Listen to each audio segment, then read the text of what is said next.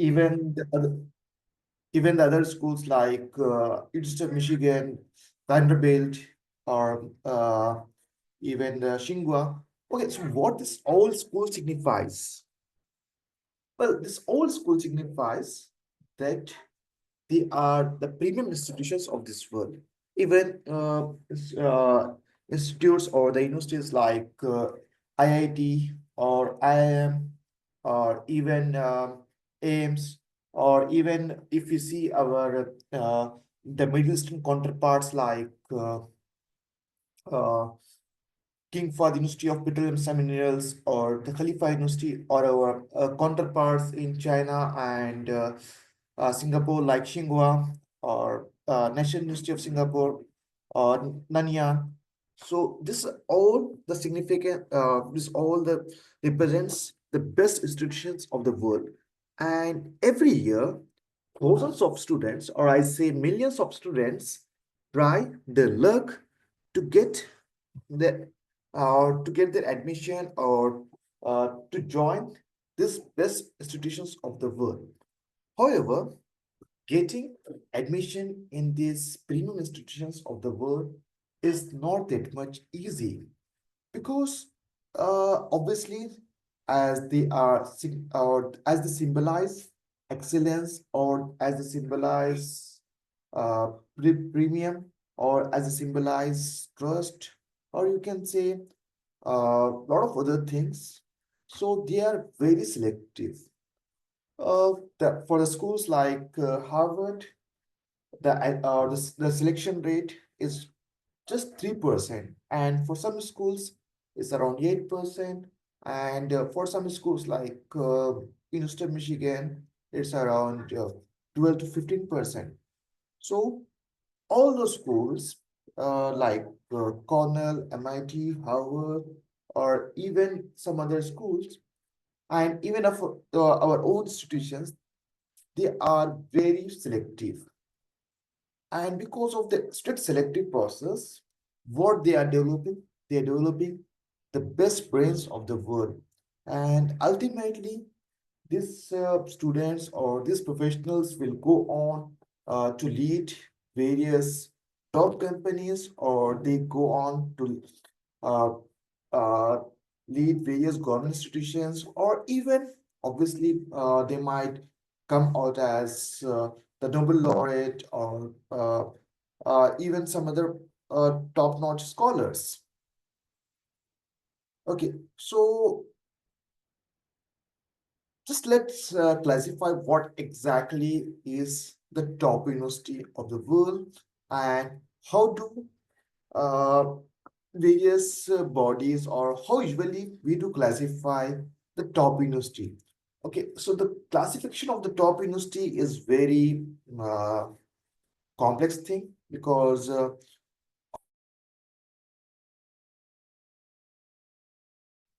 or the best university for X person is different from the best university for some other person. Now, the thing is that various media institution or various education institutions, they come up with their own ranking methodology, or they come up with their own ranking list to classify the best universities of the world. Now, then there are various lists across the world, but the most premium listing of this university list, or the university rankings, are: the first is PHE, that is Times Higher Education. The second list is QS ranking. The third is US News rankings. The fourth is ARWU, that is that is even referred as the Shanghai rankings. Apart from that, there are some other independent ranking institutions like Forbes, Business Work, Bloomberg. And in India, we have the rankings list such as uh, uh, NIRF ranking list. So what this all institutions maintain is that they do evaluate the schools based on various parameters, and post parameter they will give certain the rankings to that institution. Now, what are the parameters? Well, the parameters are the research output, the parameters are the student success rate, the parameters are the placement rate, the parameters are obviously uh, the faculty research. So there are various parameters, and obviously the schools which do rank the highest on these parameters is counted as the best institution. Now, apart from that, there are various other minor listing. Okay, the QS ranking, apart from the rankings of the world best universities, they have their own ranking. Obviously, they do rank based on the young universities, that is the universities which are developed 50 years back or 75 years back or 25 years back. Then apart from that, they have their own sector-specific list like the rankings for the BRICS countries or the rankings for the Middle Eastern countries or the rankings for South Asian countries. And apart from that, they have that various other parameters like the rankings for computer science or the rankings for medicine.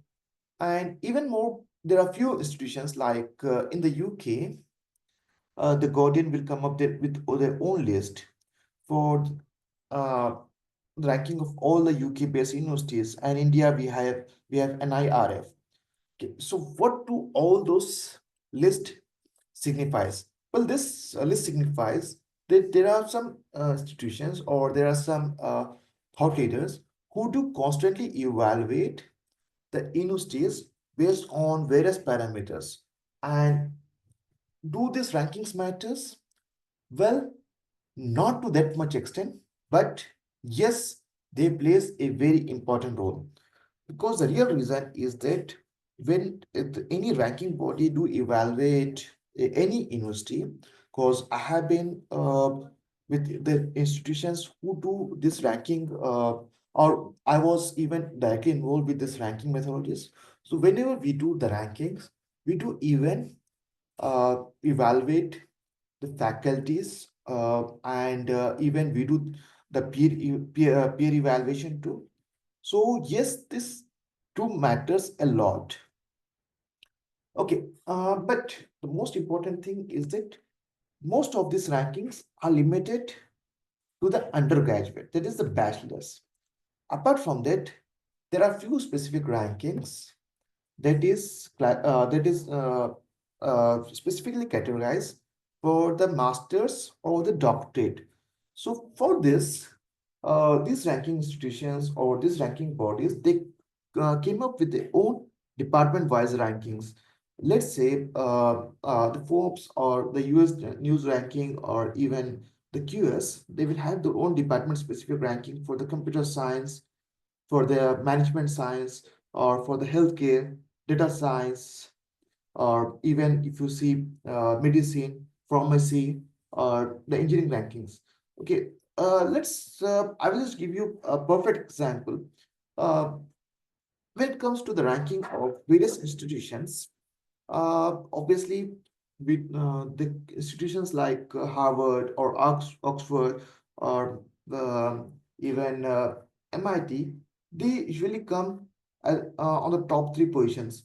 However, if you see, recently I had one student who was applying for the computer engineering, not the computer science. Now, if you see the rankings for the computer engineering, there is one particular institution or the particular university in the USA, that is University of Illinois Urbana-Champaign. This university was constantly ranked among top 5 for computer engineering. Though this university constantly doesn't feature in the top universities like top 10 or top 20, but when it comes to computer engineering, they're always uh, considered as the best. And yes, on some parameters, they are above Carnegie Mellon for the computer engineering. So always, when you are have dreams to apply for the best institution to pursue your undergraduate or masters or even the PhD, do take into consideration various factors. The factors like the overall ranking, and even more, your department ranking. Apart from that, when we help students in building list, so even we do see the research output. Let's say a student has deep interest in memory computing. So there are some institutions like Nanya. They have particularly great research in this domain of in-memory computing. So obviously they do also matters a lot. So, but this whole session is about getting admit to the top universities of the world. Okay, now again, so we will just come to that how to get into the top universities of the world and what do the AdCom, that is the admissions committee, will evaluate on this about the student before giving them admission. If you see in countries like India, our admission is totally based on one particular test. Let's say you want to you completed your MBBS and you want to do your master's or your residency or your PG from some best institution of India. For that, you have to write NEET SS, that is, sorry, NEET PG, that is for getting admission in the postgraduate department of any good medical college. And if you want to join the premium institutions like AIMS or PGIMER, you have to write INI set, and the topper will get the best department or even the best institution like AIMS New Delhi. But when it comes to the institution, or when it comes to countries like UK or the USA or some other countries, even Germany, they do look at your holistic profile. That includes your letter of recommendations, that includes your test score marks, that includes even your research work and even your extracurricular activities. That is how you do get residency. And that is the same for getting admission for your engineering or management science, or even more your IT course or the computer science masters or your bachelor's, whatever it is. So apart from that, apart from the top university list, there are some other categorizations too. Okay, what are the categorization? Uh, the universities across the world, they usually classify on various parameters or the various, there are a lot of other categorizations. Now, I'm just going to give you the brief of these categorizations. Okay, the first is the R1 Research University. This R1 Research University is just okay. This R1 Research University is a categorization of all the best universities of the USA, where there's a constant or very high research activity. Okay, what is very high research activity? These institutions, they constantly produce great research in various domains. And obviously, as they constantly produce great research, so the chance of getting funding for your research work or for your research interest is very high. And that also signifies that if you have a research interest in, let's say, in genetics or in biology or in biotechnology or even the core computer science, the chance of getting funding for your research work or chance of getting the research assistant will be very high. Now, apart from that, uh, yeah, this particular grouping is totally limited for the USA. And the USA classifies the research institutions or the PhD institutions on two categorizations. That first is R1 Research University and the second is R2. And when it comes to the R1 Research Universities, all the premium institutions like Harvard or MIT or even some of the institutions like University of South Florida, International Universities, this all are classified as R1 Research University. Now comes the most premium thing, Ivy League. Obviously, Ivy League is considered as the dream for a lot of students, and yes, we have. I say usually that even we have small success in sending some of our students for this Ivy League.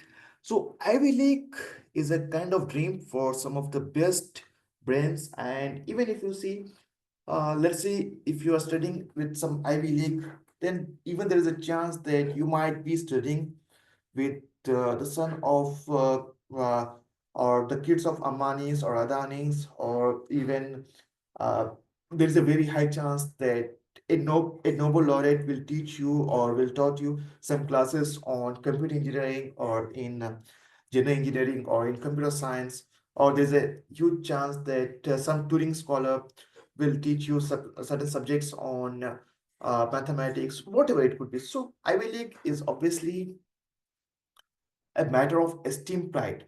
Apart from that, there is a brief history of Ivy League. So this Ivy League, they usually compete uh, among themselves on various sports, including uh, volleyball or including basketball. And apart from producing the great scholars, this Ivy League produced lot of Olympic medal winners. If you see, just go to the Olympic medals winners list and see, if, just see all the medal winners from the USA. You will find that almost 60% of the Olympic medal winners will be an alumni of Ivy League. Okay, so what this symbolize two things. The first is that the Ivy League will give a lot of prominence to the students who comes from the sporting background.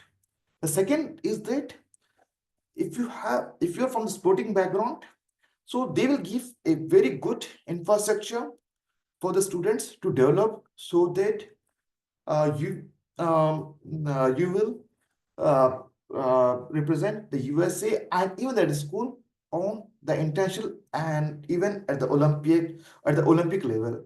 Recently, we have one success where we help one of a student who was participating or who was interested in fencing. So we were just helping them or helping that girl in getting admit the for getting admit with this Ivy League.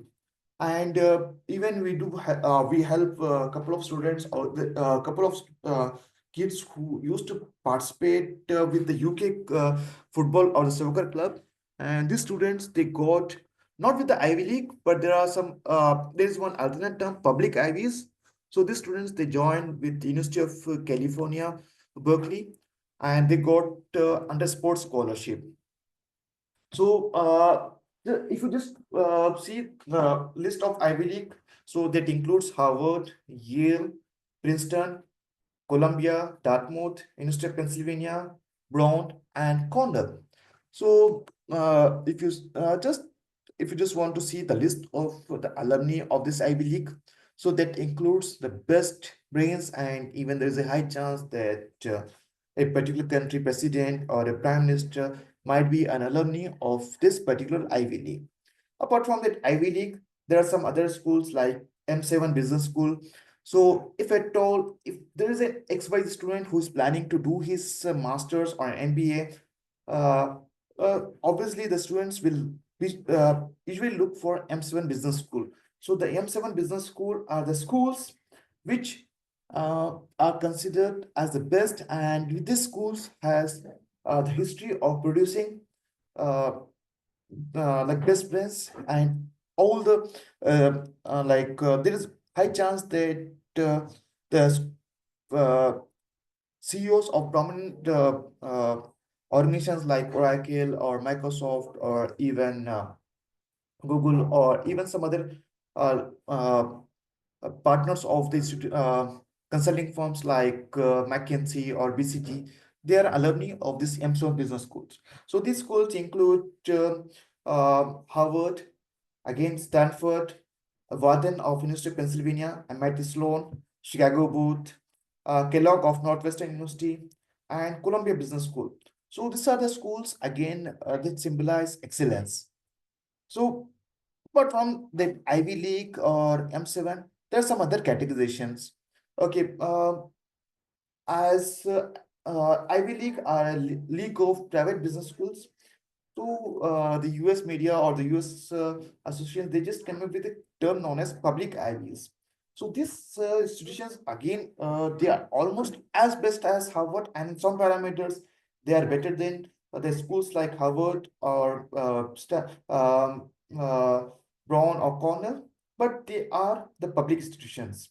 So this list includes University of California like UCLA and Berkeley, and University of Michigan, which is this very one of the best institutions which I strongly recommend. And this is an institution which I usually send a lot of students because I consider is way better than, because you'll have very high chance of studying totally free of cost, as they have some good research or good teaching opportunities, and they have got a lot of scholarships. And the schools like University of Virginia, Darden, and University of North Carolina, if you just want uh, some Andhra or Telugu culture, the University of North Carolina is a very good school. Then UT Austin is again best school in the public Ivy list. Okay, apart from that, there are some other terms like uh, okay. Um, if you just want to go beyond USA, then there are some terms like U15 Canadian Research Universities. This are, you can just say this is the counterpart of the Ivy League or the best institutions of the Canada. Okay, so some people they just want, obviously, if you want to do your master's or your doctorate or your undergraduate, so the US is not the only destination. So there are some other best institutions of the world in even the Canada or in UK or in Australia, France. Okay, so in Canada, the U15 group of Canadian research universities, these universities, they are constantly producing great research, and even more, they produce a lot of Nobel laureates or Turing Award winners, and a lot of even they produce a lot of great scholars and even the CEOs of the best companies of the world.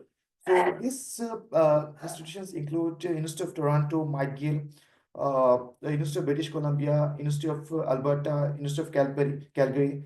So there are lot many institutions.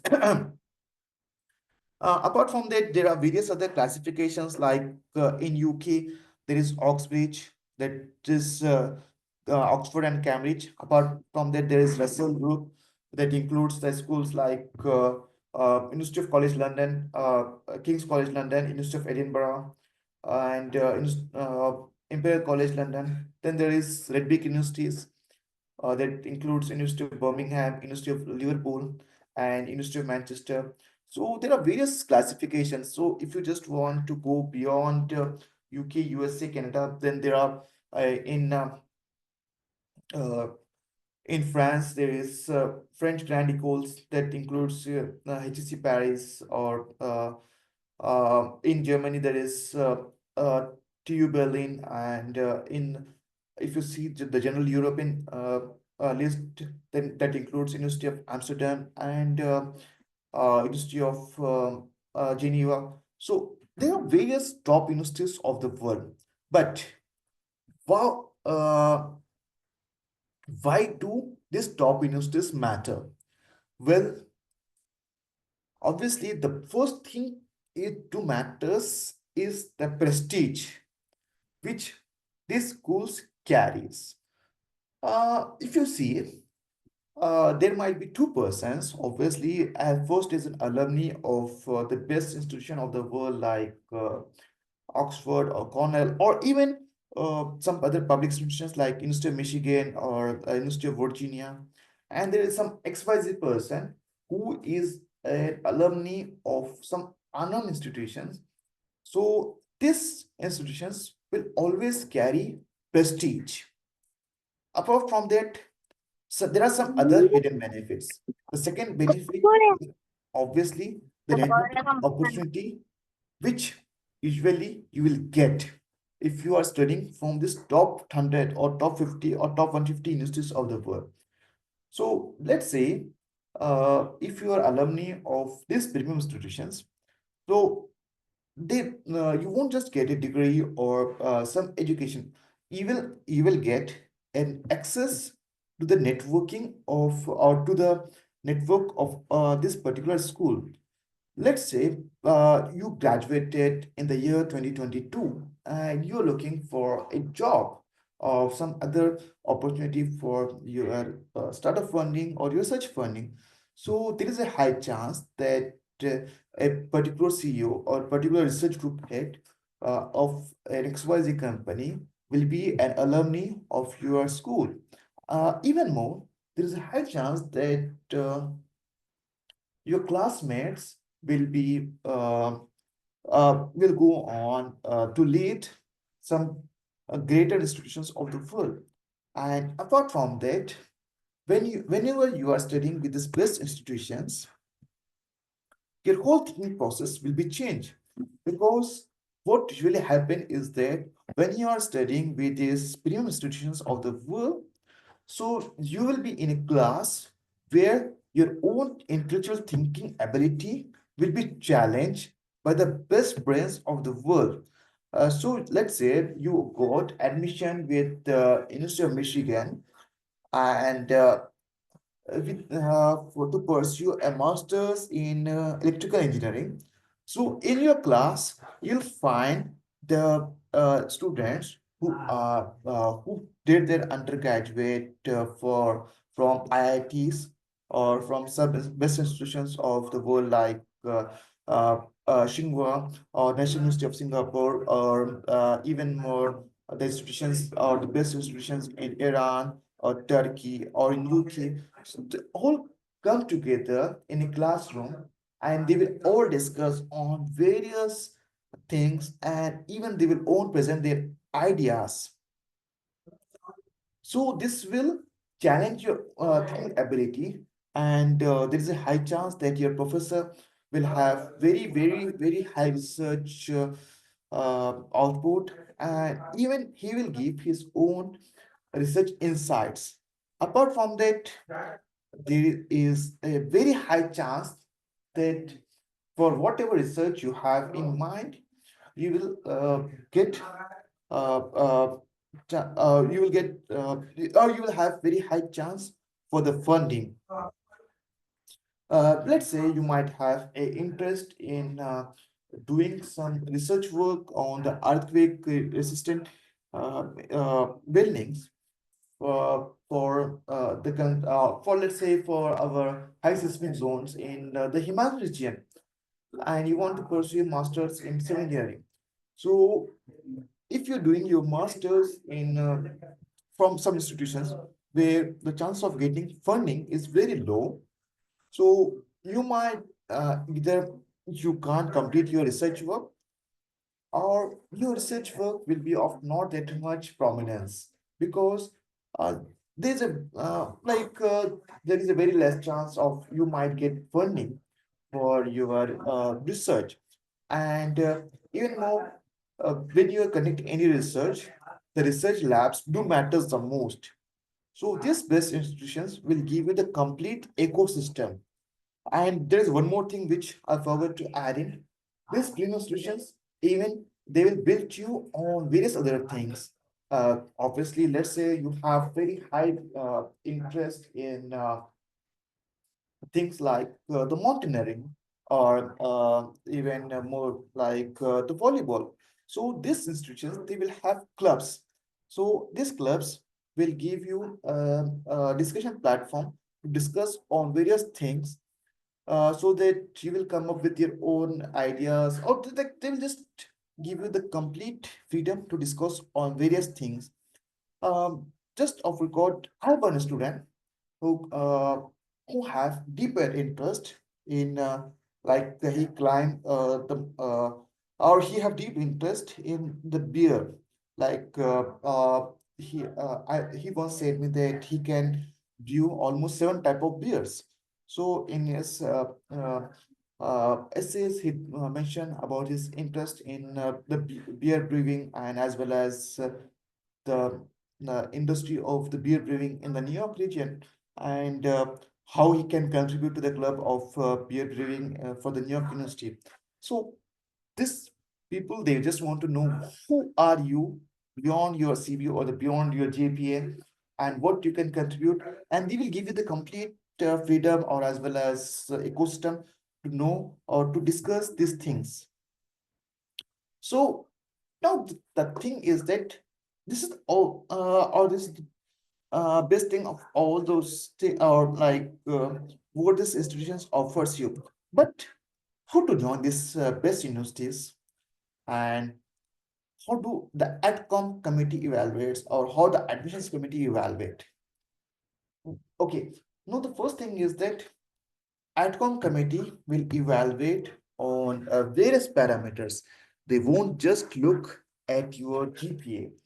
They will look on various other parameters like your test score, your essays, your extracurricular, your CV, your interviews, your each and everything. They just want to know that they just want to admit the best student, and so that this student will graduate, and this student will become a kind of star alumni of that university.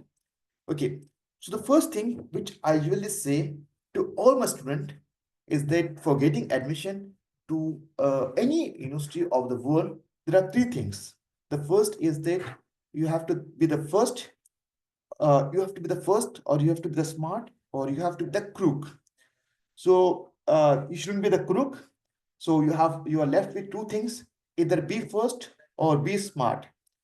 So being first is very easy compared to being smart.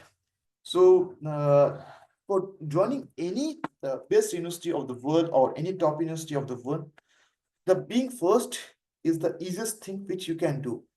So whenever these universities will open the admissions, so they usually open in various rounds, or even they will have the rolling admissions. So the first person will get the maximum pie. What most of our students or what most of the applicants will do is that they will apply on the last week of the admissions. And whenever you're applying during the last week of admissions, that usually what usually happen is that either most of the scholarships will be over, or even most of the seats will be filled. And so the remaining seats, they just want, or they will be very much conservative, and they will be very much strict regarding the admission criteria. So always make sure that you're applying or you are being first whenever you're applying for these best schools. So don't delay your admissions plan. And there is a very high chance of that when you're applying first, then there is a very high chance that you will get some good scholarships too. So what usually happen is that the schools will have two type of criteria. The first is that every school will have certain international quota. So let's say Carnegie Mellon will have a quota for 30% or 40% international students, out of which they just want to recruit almost 20% Asian students, and even more like out of which 10% for Indians. So you have to be very calculative with all those approach when you're applying for the best schools like Carnegie Mellon or Cornell. So you have to see like how much, like how many percentage of international students they are planning to have, and out of which how many will be the Asian or how many will be the Indian. Obviously, the second thing is that you can't totally miss your GPA. So, having a very great GPA like 8 place or even 9 place will have its own advantages. And if you are in your undergraduate and if you are planning for your masters, so don't miss on your GPA, because I saw a lot of students who have excellent profile and even who represented India on the national level or the state level, but they struggle because of the GPA. So don't miss for your GPA, or don't miss your GPA requirements. So whether you're applying for the medicine, or your healthcare or pharmacy, or you are engineering or management, your GPA matters the most. Apart from that, the test scores. So there are the two type of test scores. Obviously, as a international applicant, you need the English language proficiency like IELTS or TOEFL or PT or Duolingo. Apart from that, there are test scores like GRE, GMAT, or some department specific test scores like if you're applying for residency in the medical schools like obviously MLE, or if you're applying for um, some specific courses in the pharmacy, then there are specific test scores. So obviously these test scores do matter, but now some schools for schools like for the courses in engineering or in the management or even the social sciences, they are waiving GRE or even the GMAT. Most of the schools for the engineering or the IT or the computer science, they are waiving GRE. And even the giant like Harvard waive GRE for various courses. So yes, having GRE on your profile do matters, or it will give weightage. But not having GRE or not having GMAT won't put obstacles to your higher education plan. So even you can apply without GRE or GMAT too. Apart from that, there are some other things which do matters a lot when it comes to the AdCom evaluation. The first thing is your resume. So resume is not just thing that you're just mentioning your hobbies or your current profile.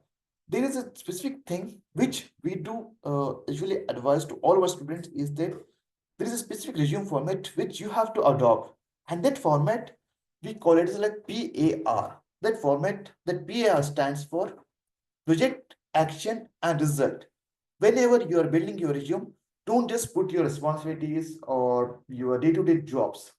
Always be specific in your resume and always adopt this format of PAR, that is project, action, and result. Obviously, schools will have their essays. And yes, one more important thing in the resume, apart from your uh, some specific achievements of your recent job as well as your current job and the previous job, always make sure to highlight the papers you present and your extracurricular activities like probably you might have represented your country or your state or your district with some sports, whatever it is, just highlight each and everything on your CV. Uh, then comes the essays. So some schools will have only one SOP or one essay. Some schools will have multiple essays like two essay, three essay, four essay. And in this essay, they just want to know who are you and what things you're going to add in. So some schools will have a very, very short essay like what are your future career goals and how the schools will help you, and how this university will help you. Some schools, they just want to know like your random things about your profile. Some schools, they just want to know about your two alternate career goals. And some schools, they just want to know about your some something like your work profile, or some schools they just want to know your toughest decisions. So yes, obviously they will come up with their own essays methodologies and you have to answer it accordingly.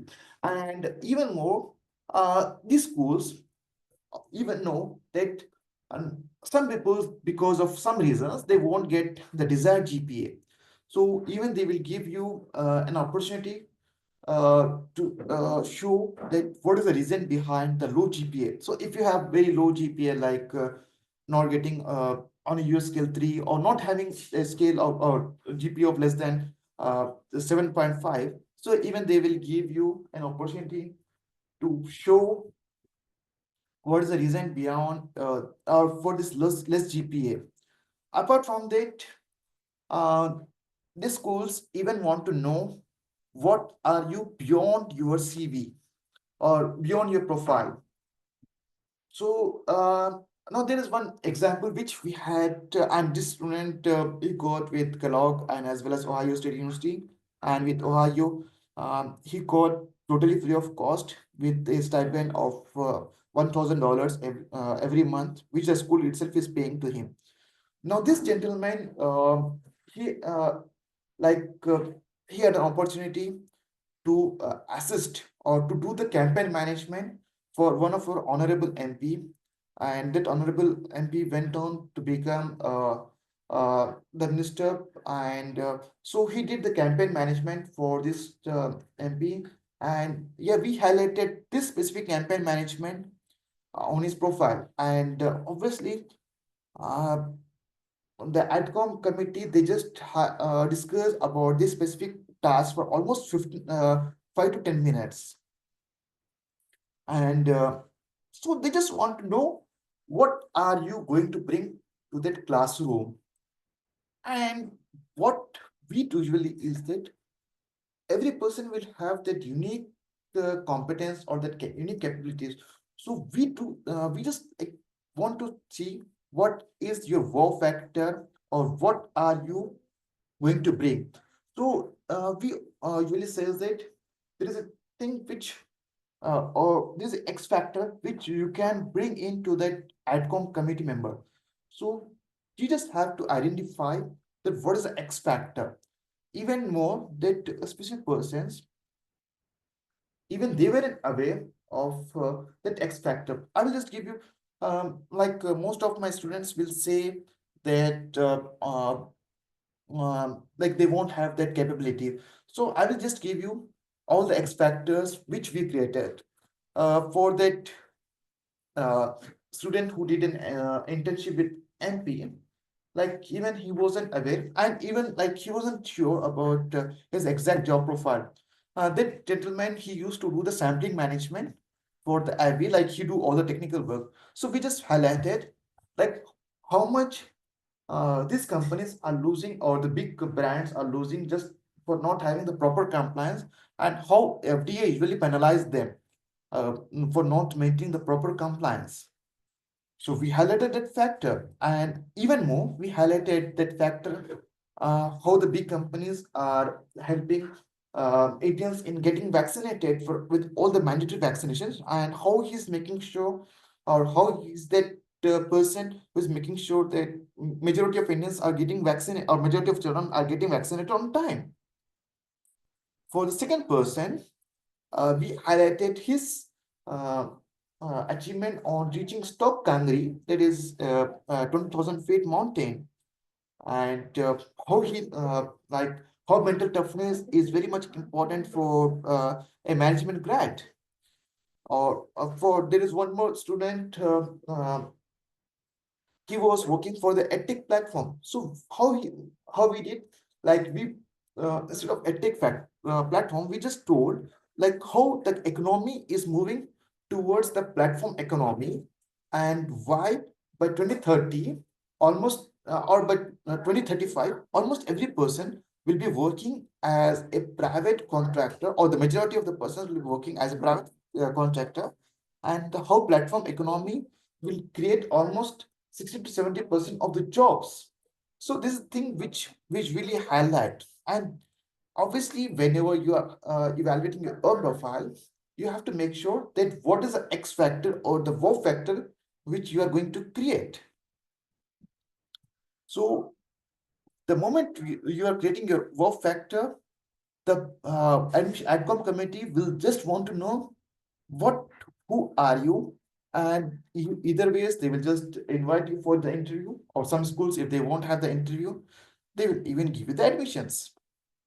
But so studying with this top rank university, obviously it's a very big amount, and it will cost you a huge amount of your savings. So how to fund your education? uh, just a second, I just want to take a quick break for water.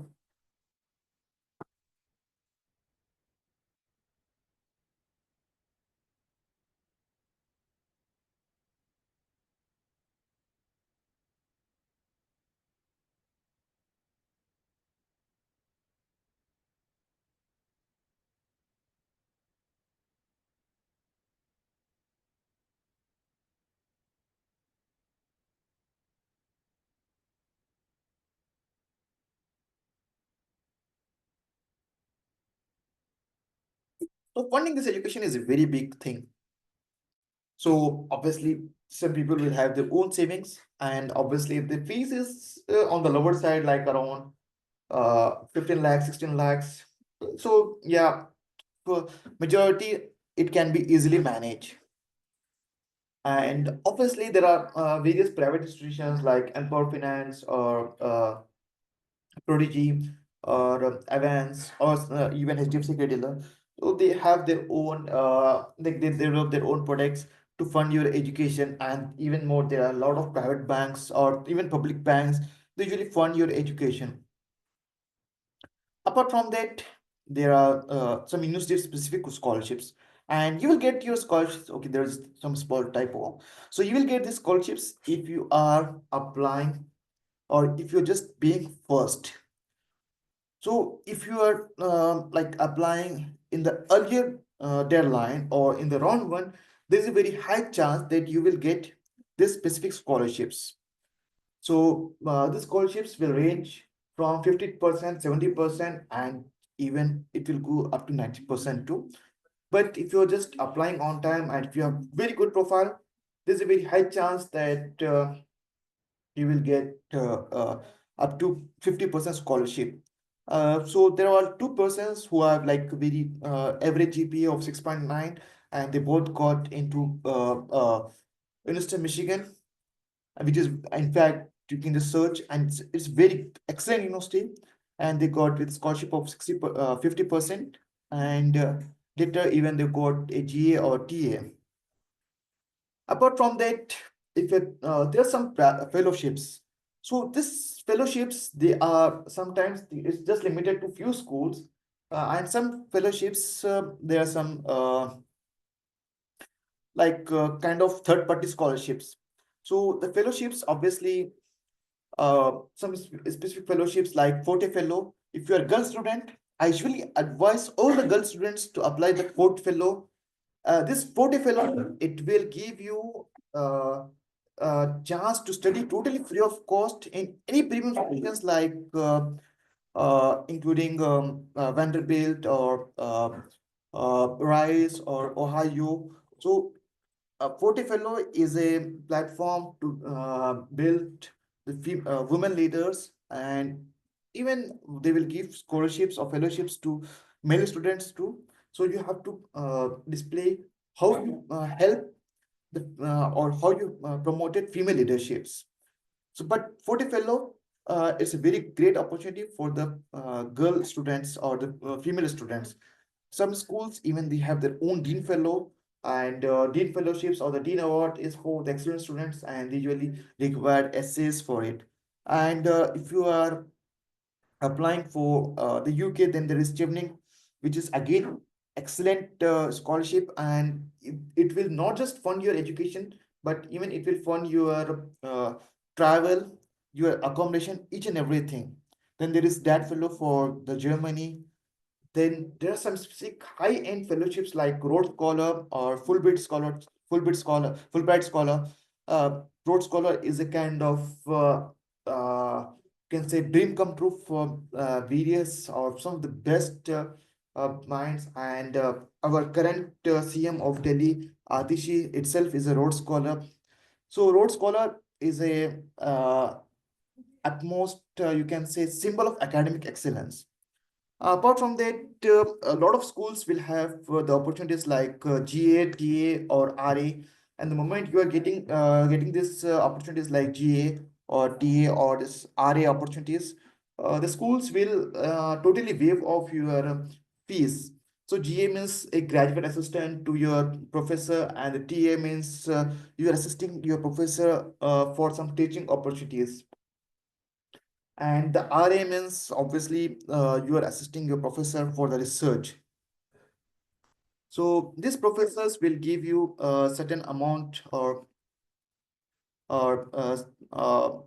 like just a second. They will give you certain amount or certain salary for your work. Now,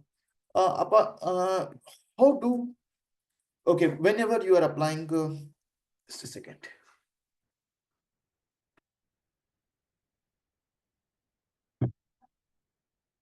So this is all about your funding your education and as well as joining some whatever schools. And yes, whenever you're applying to these schools, always make sure that once you build your list, always do monitor the deadlines, because deadlines do plays a very important role. As I told you, uh, there used to be old sayings like an early bat catches the first worm. So if you're early, there's a high chance of getting admit and as well as getting some good scholarships. So always make sure that you are constantly tracking your uh, admissions deadlines. Obviously, after that, what next after getting admission? So there is visa and accommodation. So the visa for every country is a different thing. For USA, there is there is a visa interview, and for other countries like UK or Canada or Australia, you have a Dropbox or you have to just submit your application. And obviously, once you get your visa, then there is a lot of things like your internship. So this thing do matters a lot. Some schools will usually give a very good platform in the summer to help you in getting internship with some good companies. So either they will have a project, like they will make you to do a small project with some good companies, or even more, even they will give you platform to do some internship. One of my favorite university, University of Michigan, which is the again top 10 or top 5 in the USA, almost top 15 of the world. University of Michigan, they have a platform which will they call it like a real platform, and they will make you do work with some companies like including ITC, or like they have almost like hundreds of companies which usually approach them for the students to do the internship work or the project work, and they will make this type of internship work or project work. Apart from that, almost a lot of schools they have the co-op or CPT with them, and if they have the co-op program or the CPT, so the curriculum training or the internship is a mandatory part. The school itself will do the effort to make sure that you're getting a good internship or the good curriculum based training. So once you are done with your masters, so there is a thing known as postgraduate work permit, and USA there's OPT, and some countries they will give some different term. So, but obviously once you're done with your masters or even your bachelor's or your PhD, you will get an opportunity to do some type of postgraduate work that ranges from 1 year to 3 years, and it will give you an opportunity to get first-hand experience, and even more, it will give you an opportunity to get a full-time job so that you can get your PR or a green card.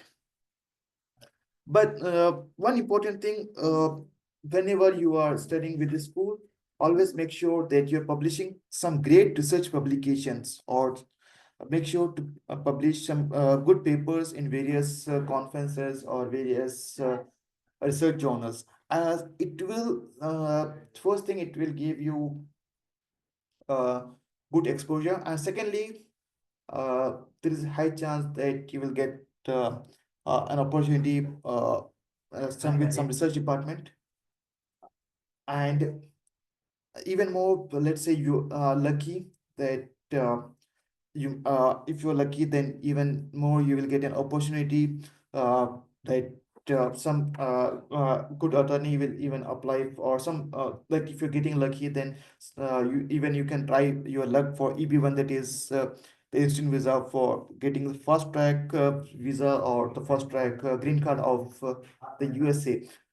Jokes apart, but having a good research publication will add a lot of value to your profile. And one important thing, when you're applying to these schools, always look for the research, what type of research these schools will usually carry. So when, let's say you are applying for a master's in civil engineering, and if you have a interest in materials. So don't go for any school who doesn't have this research interest. Always make sure that the professors are doing the research work in this particular domain, and uh, they publish some great or they're constantly publishing the research reports, and they have good labs. The thing usually happen is that if they have a very good lab, and if the professor is doing some great research work, so there is a very high chance that you might get some good funding. And the moment you getting some good funding, uh, the chances of the post masters or the post PhD hiring will be very high. So take an example that you completed your bachelor's in civil engineering, and you have very high interest in the domain of civil engineering with focus on materials testing.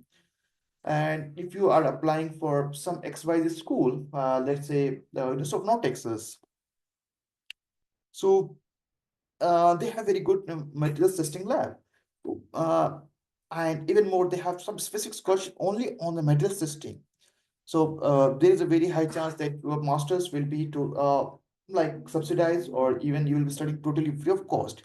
And the moment you are done with your masters, there's a very high chance that you will get an option for the PhD, or even more, you can join some research organization with or some research company for doing this or for continuing your research work. So these are all the best things which you can experience whenever you join some best universities. But the gist of this whole thing is that the gist of all these things is that building the excellent profile, not just your regular profile, but the profile which will create a wow factor or the X factor in the AdCom within the AdCom members. So this X factor, it can be created by highlighting things like some very strong extracurricular, or like or representing doing some great research work, or by having some good papers published, or by doing some good fundraising, like let's say you did some fundraising for donating blood for children for thalassemia, or for some plasma donation, whatever it could be. All those things, it will add value to your profile. So don't miss anything and don't neglect anything. All those things add value to your profile, and um, it will just give or it will just build your profile, and it will open doors for your admission to these best universities, and obviously the great career. So any queries?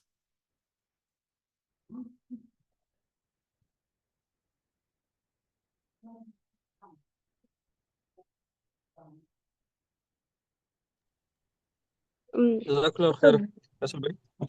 The audience can brother, unmute themselves and ask any questions if they have. yeah. So, brother, I have a question.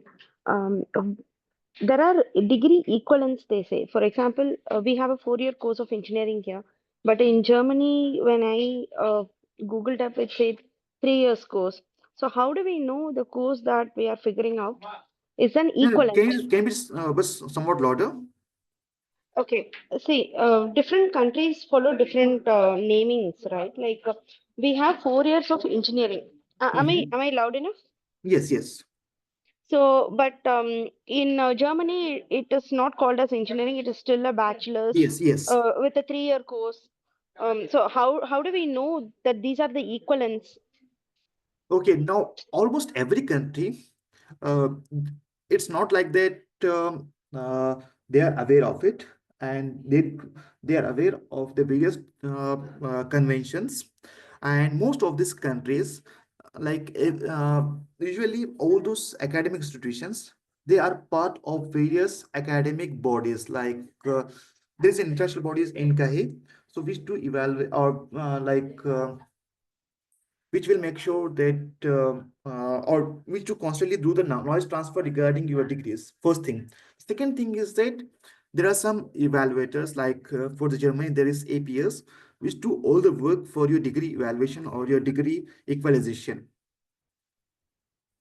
Okay. Second thing. The third thing is that all that they require is that I believe you just want to know the words like in between 3 years or the 4 years. Am I right?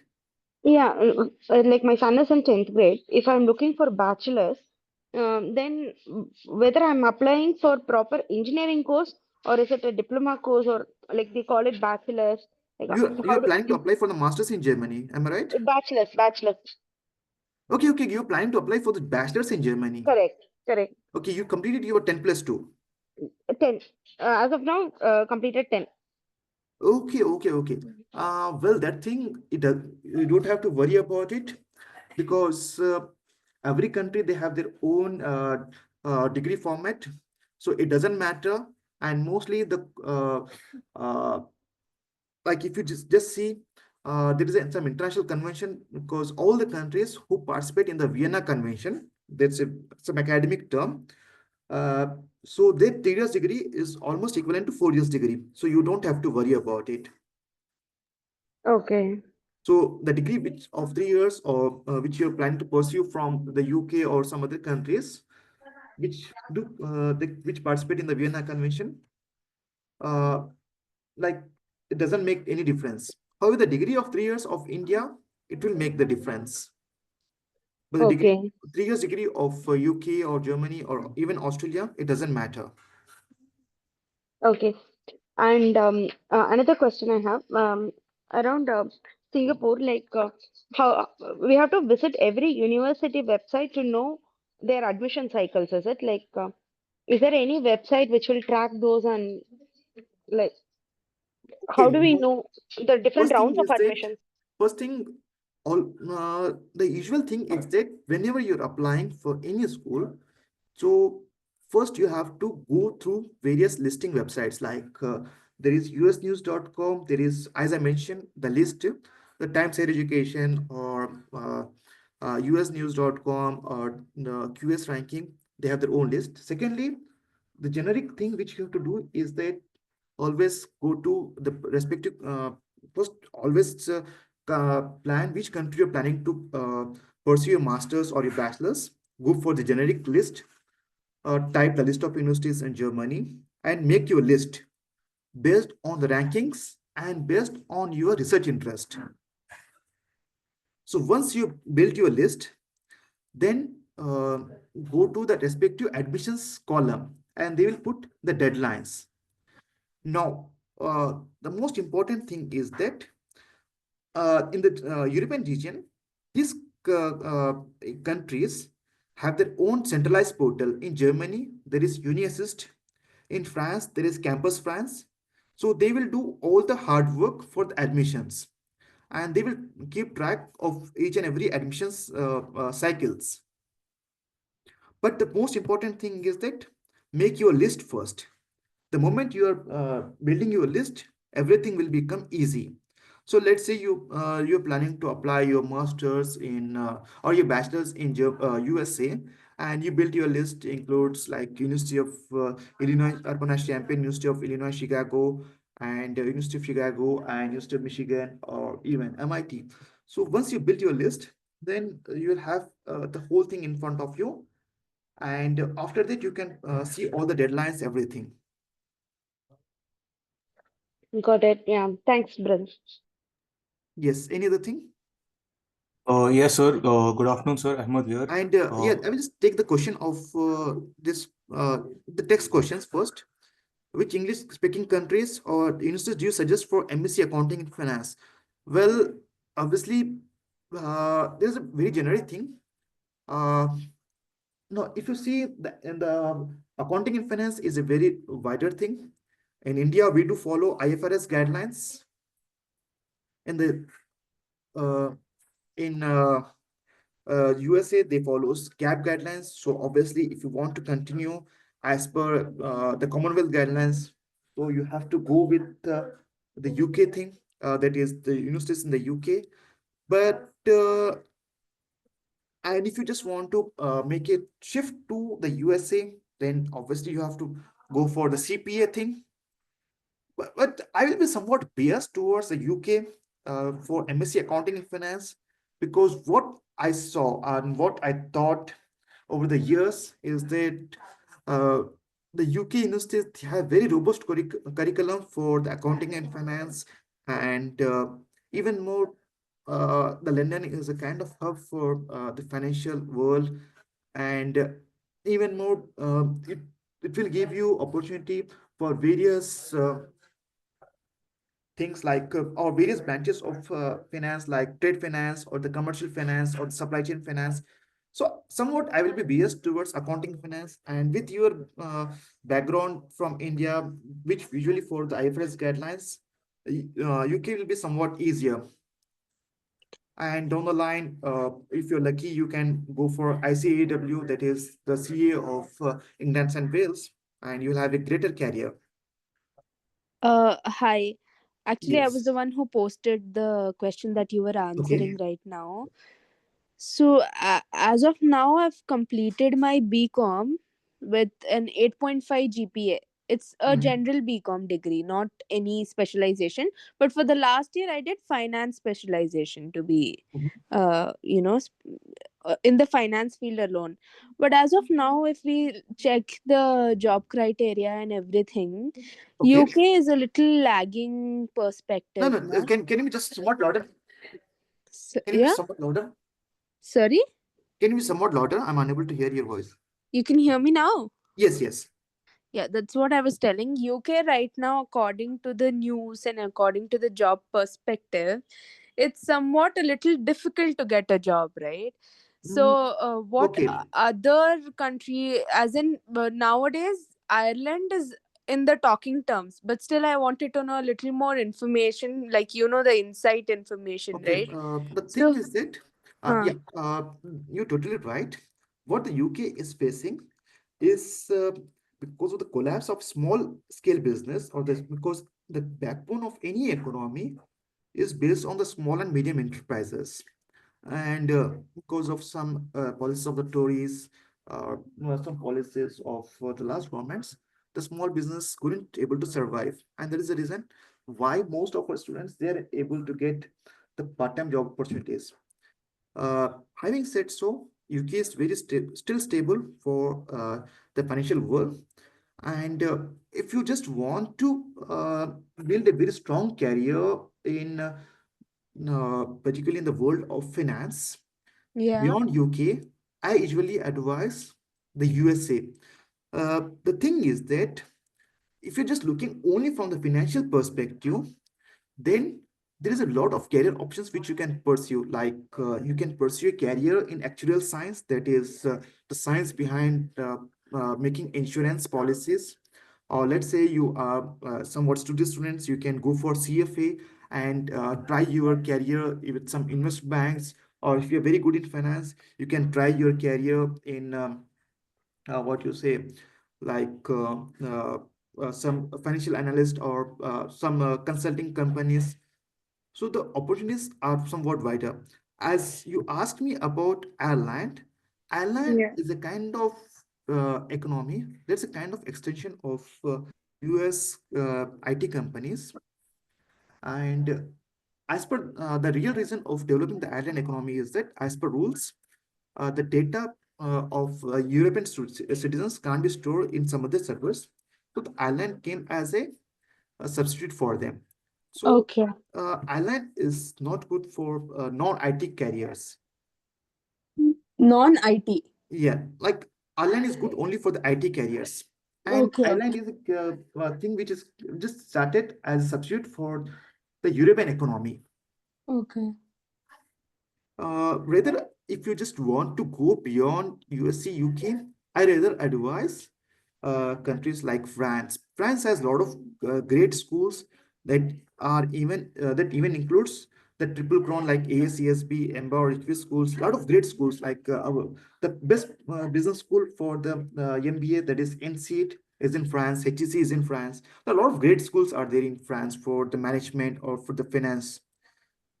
Instead, But don't you think the only problem with going to France is the language barrier? Because even if you study okay, in English, but okay. later on, Mhm. there will be a language barrier for the job and the career perspective. Yes, you are right, partially. Uh, a lot of jobs, they are totally English specific. some jobs where requires a lot of general people interaction that includes medicine or that includes retail that requires the French language. However, uh, the basic thing which can be managed with the B1 French language, and mostly now what we usually say is that the whenever you are looking for the migration to a new country, whether it's for the immigration or whether it's for the job prospects, I do say don't just look the language perspective, look the things which even includes the country stability in terms of uh, finance, in terms of their government, in terms of their small and medium business economy, in terms of their future growth opportunities and how the economy is growing. Some countries, their economy will be very fragile. So, like in one quarter, they will go up, in some quarters, they will go down. So, don't go for these countries because it will just destroy your future career prospects. Okay. Go for the countries which have a kind of very stable growth. And if you see, the most stable growth country is Australia. For Hmm. like since 1991, they didn't experience a single technical recession, like no period of a negative GDP growth. Okay. Okay, which country or university do you suggest for me in the computer science engineering, or obviously, or is it better to do MBA after few years of job experience? There's a very complex question because uh, two of our great persons, or I say three persons, which are kind of which do symbolize our like Indian brains, Satya Nadella, Sundar Pichai, and Shantanu Narayan, who went on to lead some great companies, including Microsoft, Google, and Adobe. So all those three persons, first they went to USA to pursue their masters, and then later on they went to complete their MBA. Uh, Satya Nadella, he went on to do his masters from University of Wisconsin, Milwaukee. Uh, same with Shantanu Narayan, went on to do his masters from Bowling Green State University, and later on they completed their MBA after a couple of years of experience from either from University of Chicago, Booth School of Business, or Stanford. So it all depends on you. If you're just looking for leadership positions within technology company, so following the routes which these three persons follow, that is first pursuing their MS and later on uh, uh, going for the MBA, is the route which I do usually advise. But yes, I have few students who did their bachelors from NITs or IITs. Straight away after 5 years of experience, they went for MBA directly. So if you want to know my advice, my advice is that if you aren't able to get a good job immediately with some great institutions, always go for a master's in the USA and just get some real world experience. Then later on, you can just think for the MBA. And with scholarships, obviously, a lot of great public institutions have some good scholarships. One such institution is Institute of Science and Technology. They have close to 20% scholarships. Yeah, is it for me? Myself, Yasser here. I have Okay. posted 11 years of experience. Your voice is echoing. Yeah, is this message for me? The message which I have posted, 11 years of experience. Mm-hmm. Yeah, Maybe. is it for me? Okay. I have, okay, in computer science engineering department, engineering college, which country would you prefer me to? Yeah. Yasser, again, it depends on your research interest. Okay. Obviously, I will be somewhat biased towards USA for the computer science engineering with regards to your research prospects, Okay. because you will get some good funding, and obviously uh, the chance of getting some good scholarships and chance of getting doing your assistantship under some great professors. But just let me know what's your research interest for your PhD. Uh, yeah, the machine learning. Machine learning, again, that's a very broad topic. Yeah. So let's say, because the XYZ person, he might have Okay. interest particularly in the computer vision with regards to this thing. So if you just be somewhat like narrow, then we can just come up with a perfect list, Okay. and even with the professors who can help you with the funding. Okay. And even settling with the PhD is somewhat easier. And if you are opting for countries like Australia, or even the countries like uh, Ireland or the Germany, settling with the PhD is quite easy. But we have to be very much specific with our research topic. Okay. We can't be that much wider, because when we Okay. are wider, then it's very difficult to build the list. Okay. Okay. Okay. Okay, I will take. I will Yeah. just make sure to have a script in Yes, the. I have a query. One. Hello. Yeah, yeah. Please tell me. Yeah, my query is that which is the best country to step out from India very soon? I mean, very easy to get out and land in a No, this is a very hard thing. I mean, that's a very hard question, and that's the wrong question. Okay, please tell me. like for actually I'm from a business analyst. Though I have to I want to do a MS. Actually, I applied for the America in last intake. Unfortunately, rejected in interview. So without Which school? apart from Which school you America, applied, or which university did you apply last time? last time I applied in Northwest University, Michigan, MSBA in You mean to say Northwestern business analyst. University? Northwestern University, Michigan. Okay, Northwestern University. I believe it's in Chicago, and it's a top 10. Yeah, Chicago. Michigan area, Chicago. No, Northwestern University. Okay, that's a very big university. What was your profile? I went from mechanical engineer. Then after I was into business, and then after for a not a non-IT background, so I applied for Uh-huh. that. So even university gave me I-20 everything, but I have rejected in a US interview cancelled. Okay, what was your total fees It was around $26,000. per year? Okay, Yeah. now Mm. what's your name? Shahryar Khan. Sharia. Okay, as you got refused for Northwestern, so Yeah. obviously I do suggest the schools like did you applied for a master's in business analytics, right? Yes, yes. Okay, just try it again. Probably in the fall you might have some good opportunity, or else Yeah. uh, Actually, I am thinking of UK. Will it okay. be good for business analytics in UK? Yes, it's a very good opportunity. Sorry, very good country. And most of the Yeah. people do think right now they're thinking is from the short-term perspective that about the immediate like part-time jobs. But if you see in the long term, Okay. Yeah, I'm looking for the long term, not from short. the good thing of UK is that for getting a green card in the USA, it will take close to 30 years. But when it comes to Yes, UK, yes. within 10 years, you will get it. And again, in Ireland, within 5 years, and in France, you will get within 7 years.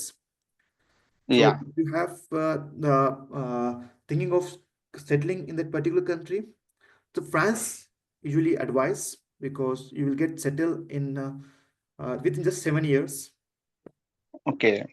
and UK within 11 years. Will And it be good for if we do any 1 year program in UK? I'd have to apply for the 2 years course. no, it doesn't matter because obviously Okay. you'll get your postgrad work permit of if you're just for the postgrad work permit, obviously a lot of schools they have that 1+1, that is one placement year. Okay. But if your goal is very specific goal of getting some companies, there's a high chance that you will get immediately with some schools or with a 1 year of job search. Having 2 Okay. years, it will just give 1 year additional time for your job search. That's it. Yeah, yeah. Okay. Okay, thank you.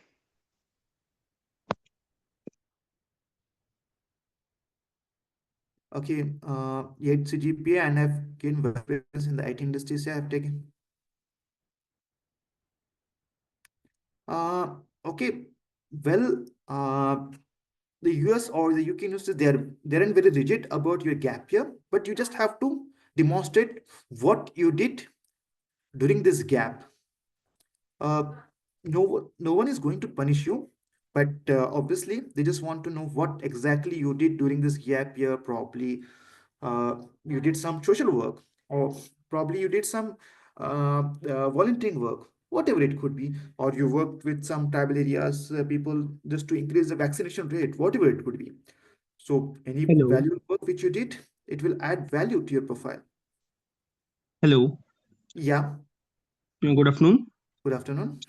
I have a question. I'm recently completed my undergraduate last year from a three-tier college, and I have a good working experience in IT, and I doing work with foreign clients. I have a question. Can I go for a top public universities with a scholarship for Yes, you can. masters? Yes, you can. My question is, I'm from a lower three-tier college. Can I get go at top public universities with a scholarship in Okay, Australia? okay. First thing is that yes, And having and the brands like IIT or NIT, which will add a lot of value to your profile, but it's not the full stop. As I told you, the universities do look into consideration various other things. Even Sure. you look at your volunteering experience, your research publications, your extracurricular activities. Uh, Mhm. Joseph, probably you want like getting with some schools like you can say uh, Cornell or MIT. Somewhat it will be very, very difficult for you, but there are some other very good schools like University of Buffalo or at Chicago or some various other schools like University of Wisconsin. They still accept you. And yes, we have students who went to sunny Buffalo or University of Connecticut or University of Cincinnati with this profile of like yours. And yes, they got good scholarships too. Recently, one of our students who got with the University of Cincinnati for computer engineering, and he went ahead with the 80% scholarship. Okay. And this year I took a gap for my own start. Startup? This own start, right? Okay. This gap could create issue in future for admission process. It all depends like how you are, what you say, displaying it. I mean, I'm did the starting startup my create any value? I'm starting on my as a service type business. So just what you say, demonstrate in your profile. IT That's it. IT services. IT services. Yeah, just demonstrate in your CV. They just want to know what exactly you created and what exactly you did. They won't be that much rigid. And as I told you, this university, they won't just look at your GPA or some generic things. They will look at your overall profile. Sure. There is Ahmad Sadiq.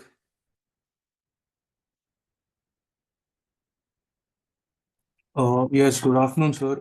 Sir, I was applying for University of Illinois Wesleyan, University of and Illinois? Which one? yes, Wesleyan Illinois University, sir. Don't apply that university. Why, sir? Is there a specific reason? Say, like, apply for some good university which has some great placements. Sir, it's for undergrad Okay, and and for neurology. sorry? It's for advanced human neurology and for undergrad. Okay. Yeah, so is it recommended that I apply to that university or no? So apply to some good university. And because it's a private liberal arts college, that's it. Okay, sir. So can you so give some recommendations? You're applying for neurology. Yes, sir. Okay, neurology, obviously, Northeastern University, or else Northeastern, they have some good programs in neurology. And if you just want to become Okay. expert in neurology, then John Hopkins is the best university. Okay, sir. Any Any other? Illinois Wesleyan is just a private liberal arts university. That's it. Just for the namesake. Alright. Okay, sir. Apply And for John Hopkins if you just want to have a good brand on your profile. okay. So do these people provide federal aid or scholarships? It depends on your profile. And if you just want to be in the USA with some affordable, then Loyola is some alternate option which you can apply. Can you repeat the university Loyola. name, sir? Okay, sir. Got it. Apply to some good top rank university. If you're applying for undergraduate, make sure that, and particularly your course is very specialized course. Yes. And it requires some even some clinical exposure too. Sir, but I finished my +2 and I'm directly trying to apply for universities. I won't have any Yes. So clinical that's what I'm exposure. telling. Courses like neurology, it requires some somewhat clinical exposure too. Okay, sir. Got it. So having some hospitals attached to them, it will add a lot of value. Okay, sir. Okay. Thank you, sir.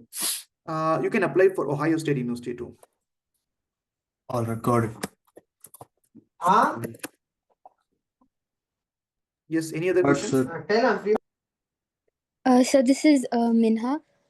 I'm Okay. studying in third year in BITS as a mechanical engineer, Mhm. and I wanted to go for masters in aeronautical engineering. So Okay. which countries would be good to study masters for aeronautical?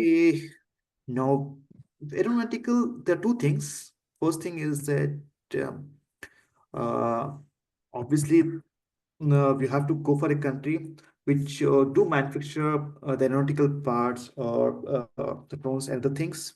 So the only three countries are there: UK, France, and the USA. The USA is home for Boeing and a lot of other great companies uh, like SpaceX and other things. And obviously France or the UK is the home for Airbus. So apart from that, there aren't any countries which will give you that much good exposure. But having said so, if you just want wider exposure, go for USA. It will give you some more exposure in the aeronautical domain. Okay. Sir, also for this job in aeronautical, is it true that they provide preference towards nationalists over there? Obviously, there are a lot of jobs which requires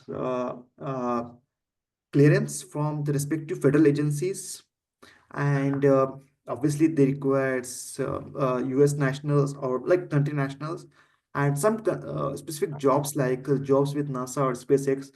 Sometimes even they will require that you should born in that particular country too. So it's a very difficult thing. What you can do is that there are some companies like Honeywell or Caterpillar, like they won't directly get into the aeronautical.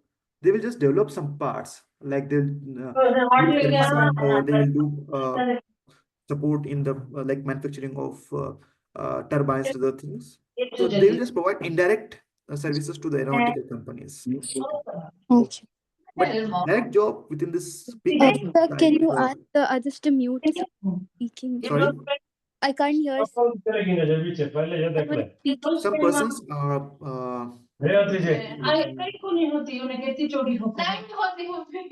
just a second.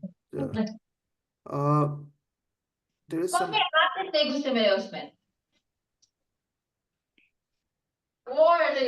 okay.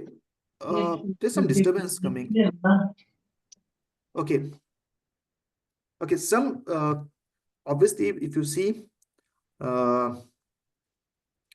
like a lot of companies wish to hire the aeronautical engineers because of obviously the matter of national security. They usually prefer the national or the citizens, and even they will require the clearance certificate. So there's a very less chance. So if at all, if you're an aeronautical engineer, you can try your luck with the companies like GE or Honeywell or Caterpillar. They don't directly deal with the manufacturing of planes. Instead, they will just provide indirect consulting to them. Also, sir, what about robotics scope? Now, that's a better career option. As How good you are with hydraulics and pneumatics?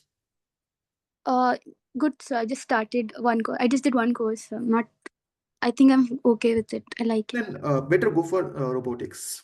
Sir, I've heard in robotics is mostly software related. No, Is no, that no, that's totally wrong. Almost like my experience of providing consulting to big pharma companies and even big warehouses, they're using a lot of robotics. Amazon itself has around 8 robots in their warehouses, and obviously they do a lot of robotics engineer build and as well as to maintain the robots. In the pharma, they require a lot of robots for various things like for sorting or packaging or even the batch management. right? It's in fact a great opportunity. And moreover, with the robotics, you can even move towards the hardware side of engineering, like hardware engineering too. Sir, for robotics, which country would you prefer in case? More than the country, always decide your interest area and the university. Probably your course might be the perfect course might be available in some university in Germany. Okay, sir. So that will be much better. And obviously, if you're looking for the courses like robotics, somewhat I will bias towards Germany. Okay, sir. Okay, sir. Thank you. Okay, thank you. Okay, Saibai, inshallah. Any other questions?